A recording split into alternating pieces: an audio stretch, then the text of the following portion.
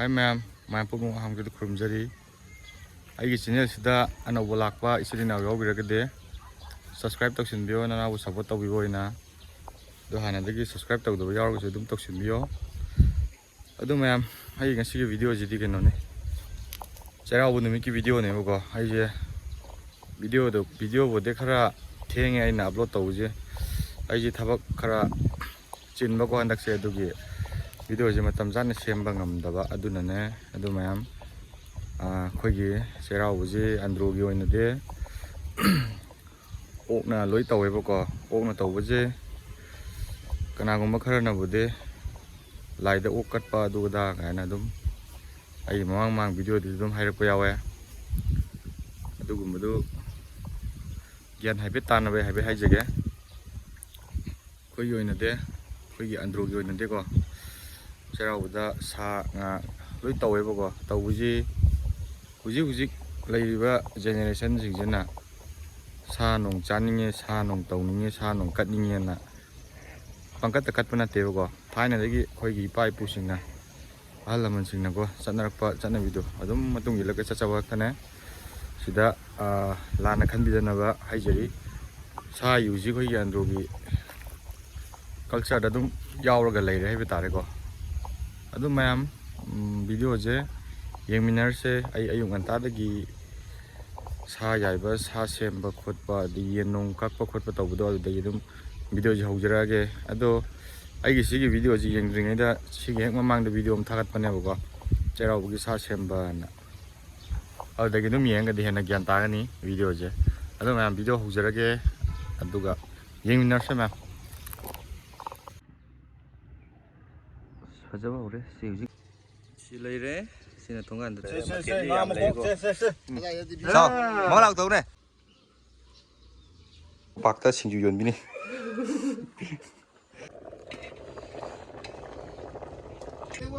wayuni sigisina somanga thanam ne ko aduga sina ngasi seraubugi de siu ini taurage he se khoi huzik tim sure lo mafamde siga hina ungkhongji tawrni Nakte laji gara marang kaidre len loi phugai gre dona khoi leisabi ahum jina huzik mathelan ba jalani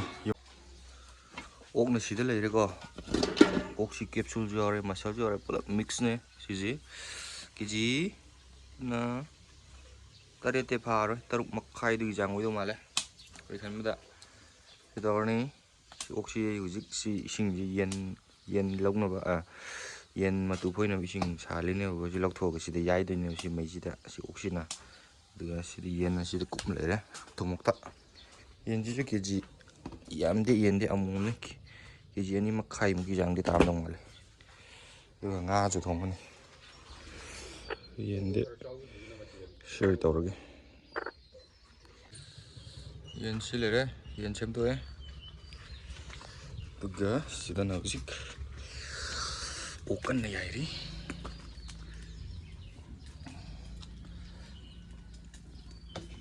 si yaibne yai juga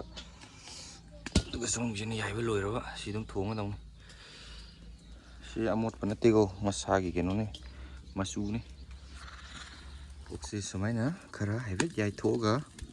thongujena bo mahauji yam china leibe hele fresh idi saman na piele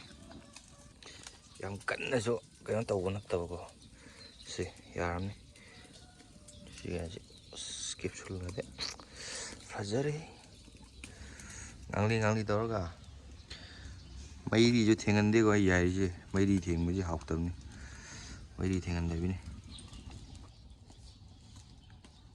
gadang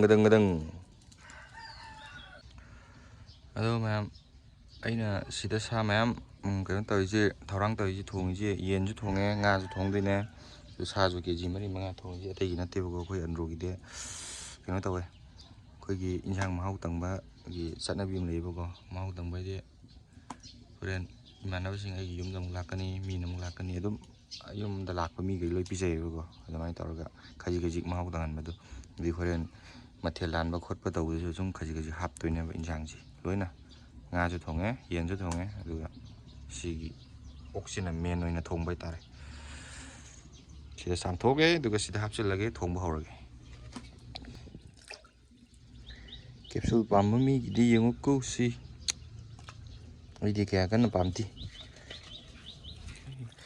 fazare suai samthoga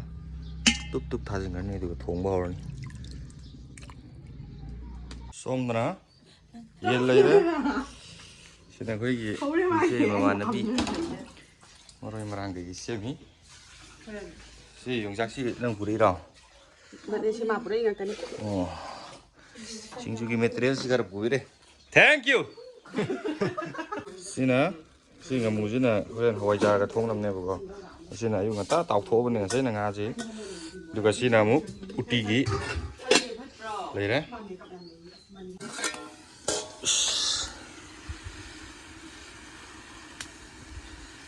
oke tak tore si maroi gi hapsin bayara ni hap horani or fu mane go thongi ji mangak yawe sini ma'am ngang maru hibdo sa thongmo ide best khoi anro da ok thongmo da khai hapaji siga muktrubiga adu muktrubi ujik phangdre khoi yum sai da hubuji sa yam toin sa ne handak ti muktrubi loi tungre leitre adu ngangji toy hapani adu si ngangji kai da phangmono adu sing da phange go mai panbi ji tingkhang pan mane adu wangju yam wang mane ujaw ne ngang phangba jing doi herke ai yumdei uriji ada mamang da leiba jingji si seloi langmai jing ga hinab jing ne go si baroni jing ga hinab do mayamna ada uriji sida ngang pami ji mayam hau ne hap to ji sanam sing samroi jira adegi tilo khara hapani tilo diam hap tu jam ne ok thomu de duga sigi ngangje si hapkani atuna taba topa masla ka ji amta hapoi we hap loi go tilo nong ga le ngangji garga aduga sida khara lem hor jina horen mai hap ga na nei khair ga mu hap toini ji jo si ani ji jo leisabi tini go yum bani baloi khangdre mai hujik sahi kunthra ga manga truk sure pai dongni da kunthra ga khara te dum running je lei haijele yum ban de khang dong man ten kan da kana gumba khara na logi na ni sinjeri fajaba hore si hujik mai hap yare go mai hap jole dong ni mai khara yam hap ga kuine sawan dong sina singjugi peruk leire complete leire oksi ga sauri yengsi go hangto gamta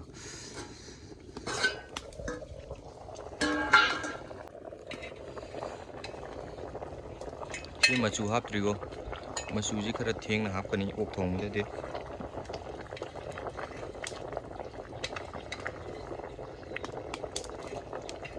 na to di sa ji kan khat pane na yen thong khai rage yen gide gas soi tawre imung da yen de local gi yen ne go se yen bi ni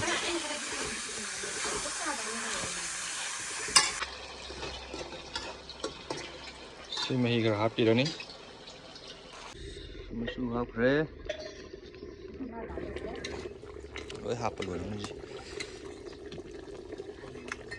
Gustavo hore he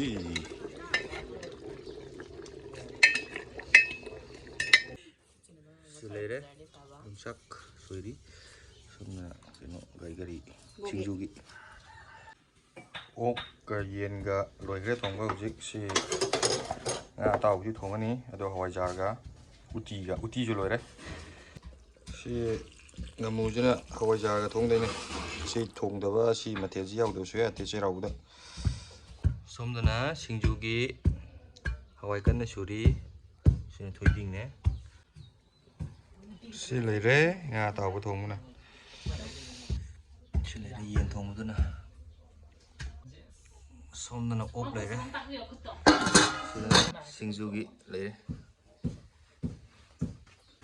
hero isi mama ke khumi ko kaino to ba leira kana em jana si somdana lai tin gi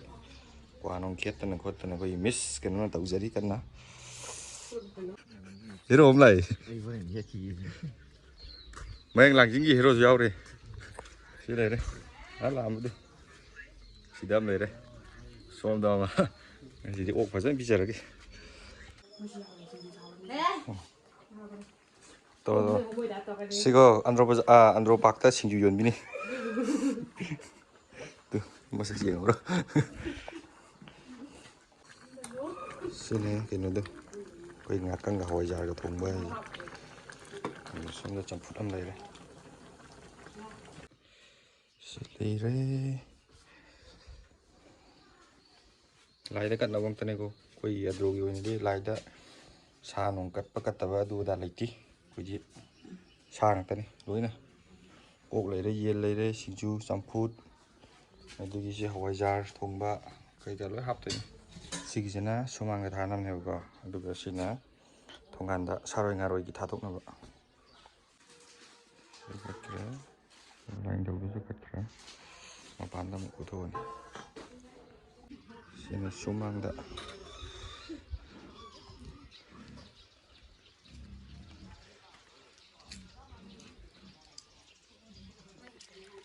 thonggangi sigi iuga isinga yawramne ba khoi de iu yawda yade lai katpada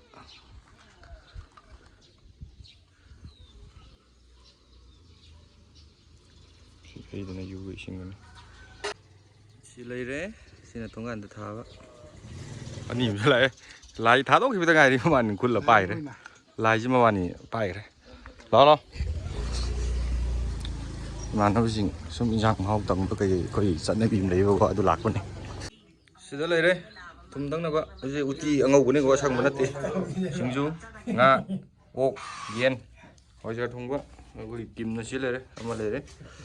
sidam lại đấy sidam lại đấy sidam lại đấy sida som leire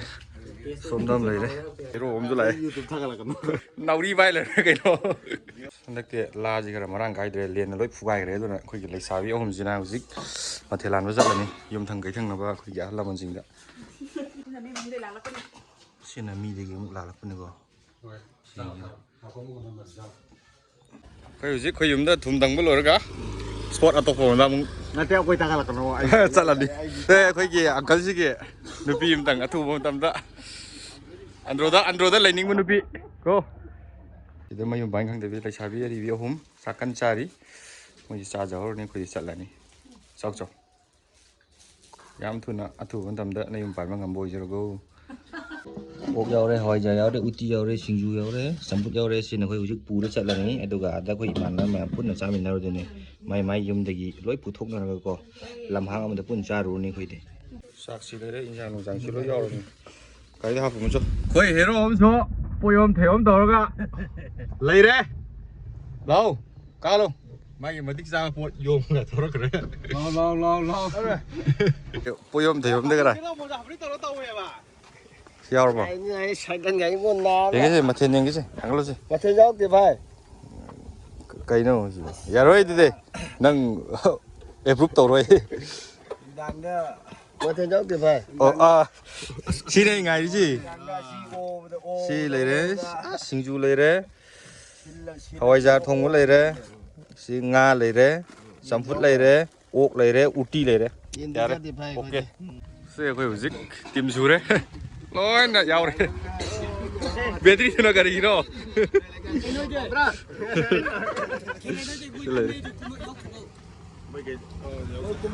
một phần thế xí ấy nó cũng không chịu tàu này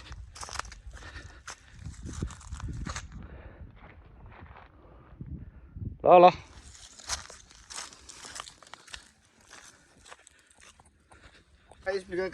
xí wayu này cô xí wayu với tía xăm tàu kìa âm thấy rồi phun lấy chứ luôn ok xí lấy đấy wayu này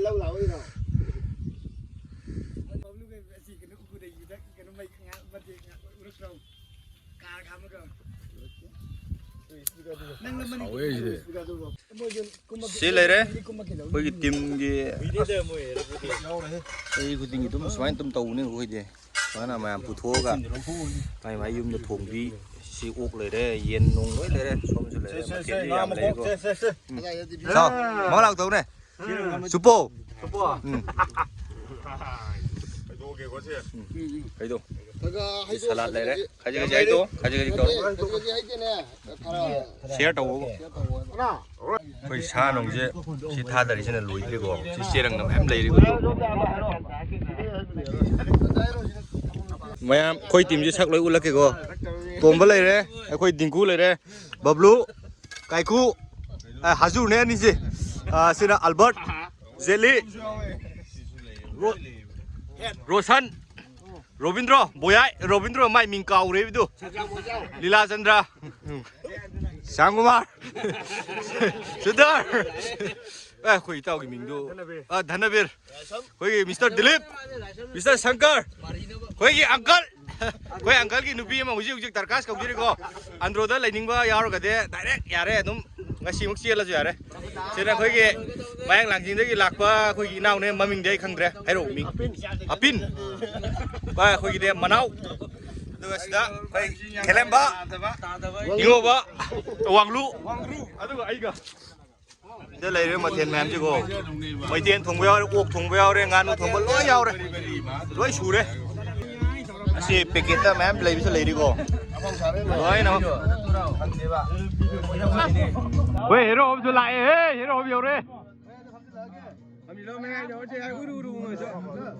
nếu cơ mà ni mà chỉ được thì lấy cô quay xe năm nhiều đấy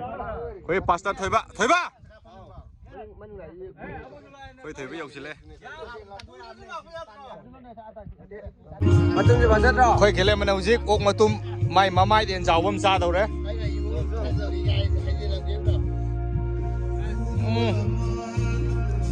cảm ơn đâu qua em nói năng em bay không bay sao sao sau cái sau đấy sau cao kia xin khỏe ngô kia ok khỏe mà cháu sang gần á mấy tiền mà không ya phàm thế là quay tiền ya phàm thế nào tại lần mi đã sắp ra tao ấy à tôi quay trên này xong ra cắn đi xây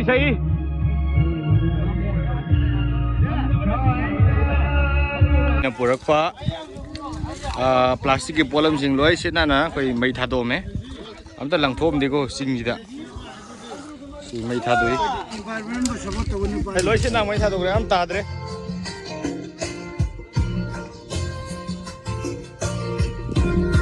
kai bolu ke sai